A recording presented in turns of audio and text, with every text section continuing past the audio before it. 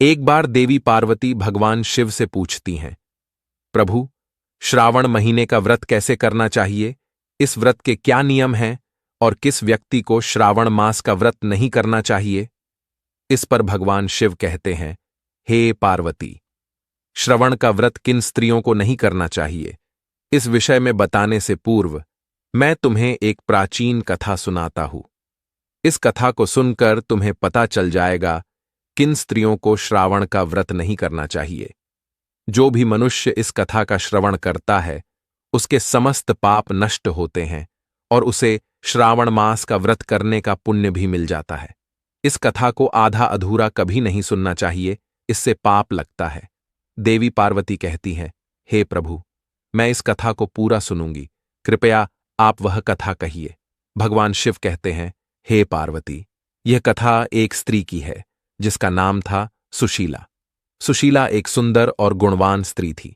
उसके माता पिता ने उसे अच्छे संस्कार दिए थे और वह धार्मिक कर्मों में रुचि रखती थी। सुशीला का विवाह एक ब्राह्मण युवक के साथ हुआ था जिसका नाम हरिप्रसाद था। हरिप्रसाद भी धार्मिक और सज्जन व्यक्ति था। वे दोनों एक दूसरे से बहुत प्रेम करते थे और सुखपूर्वक जीवन बिता रहे थे। हरिप्रसाद और सुशीला का जीवन सुखमय था, लेकिन एक दिन श्रावण सोमवार के दिन अनजाने में ही सुशीला और हरिप्रसाद ने एक ऐसा कार्य कर दिया जिससे उनका व्रत टूट गया। उस दिन सुबह वे दोनों पति पत्नी के रूप में शारीरिक संबंध में लिप्त हो गए। इसके बाद सुशीला ने शिवलिंग पर जल चढ़ाया, लेकिन उसने यह नहीं सोचा था कि इससे उसका श्रावण का व्रत टूट जाएगा। इस गलती से सुशीला को महापाप लग गया और अचानक ही हरिप्रसाद बीमार हो गया। सुशीला ने हरिप्रसाद की बीमारी का कारण समझने की कोशिश की, लेकिन कुछ समझ नहीं पाई। उसने कई उपाय किए, लेकिन हरिप्रसाद की हालत दिन प्रतिदिन बिगड़ती चली गई। एक दिन हरिप्रसाद की मां, जो पहले ही सुशीला को पसंद नहीं करती थी, ने उसे घर से निकाल दिया। उसने सुशीला पर आरोप लगाया कि उसकी वजह से ही उसके बेटे की यह हालत हुई है। बेचारी सुशीला ने बहुत दुखी होकर घर छोड़ दिया और जंगल की ओर चल पड़ी। वह अपने प्राण देने का विचार कर रही थी। चलते चलते वह एक नदी के किनारे पहुंच गई। वहां बैठकर उसने अपने दुख और पीड़ा को भगवान शिव के चरणों में समर्पित कर दिया और प्राण त्यागने का विचार करने लगी। तभी भगवान शिव एक साधु का वेश धारण करके सुशीला के सामने प्रकट हुए। उन्होंने सुशीला से कहा, बेटी, तुम इतनी दुखी क्यों हो?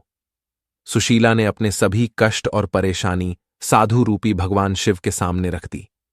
साधु रूपी भगवान शिव ने उसे बताया, तुम्हारे पति की बीमारी का कारण यह है कि तुमने श्रावण सोमवार के दिन पति के साथ संबंध बनाया था। इससे तुम्हारा व्रत टूट गया और तुम्हें महापाप लग गया। अब तुम इस नदी किनारे बैठकर शुद्ध भाव से पूजा करो और श्रावण का व्रत विधिपूर्वक करो। इससे तुम्हारा पति ठीक हो जाएगा।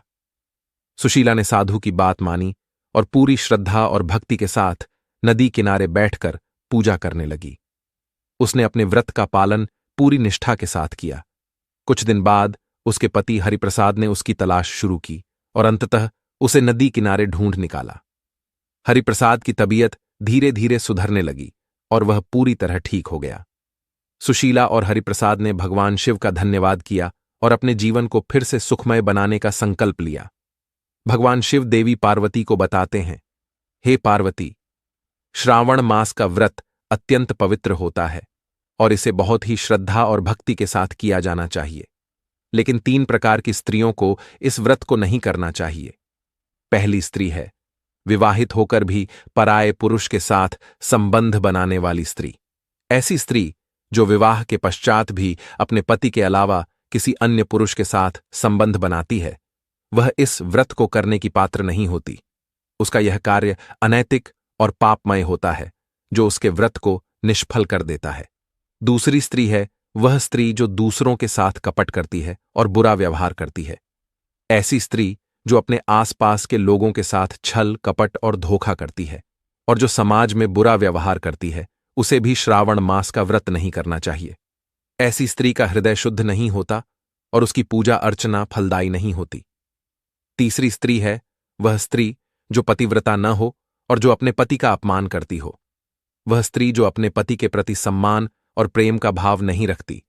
जो अपने पति का अपमान करती है और उसे नीचा दिखाने की कोशिश करती है, वह इस व्रत को करने की पात्र नहीं होती। पति का आदर और सेवा न करने वाली स्त्री का व्रत और पूजा शिवजी को स्वीकार नहीं होता। भगवान शिव ने कहा, पार्वती, श्रावण मास का व्रत करने से व्यक्ति के जीवन में सुख, शांति और समृद्धि आती है। इसलिए जो व्यक्ति इस व्रत को करना चाहता है, उसे अपने मन, वचन और कर्म से शुद्ध होना चाहिए और पूरी श्रद्धा और भक्ति के साथ इस व्रत को करना चाहिए। इस प्रकार भगवान शिव ने देवी पार्वती को यह कथा सुनाई और बताया कि श्रावण मास का व्रत शुद्ध भाव और संकल्प के साथ करना चाहिए। इस व्रत के नियमों का पालन न करने से महापाप लगता है और अनेक कष्टों का सामना करना पड़ता है। इसीलिए हर व्यक्ति को श्रावण मास का व्रत पूरी निष्ठा और श्रद्धा के साथ करना चाहिए।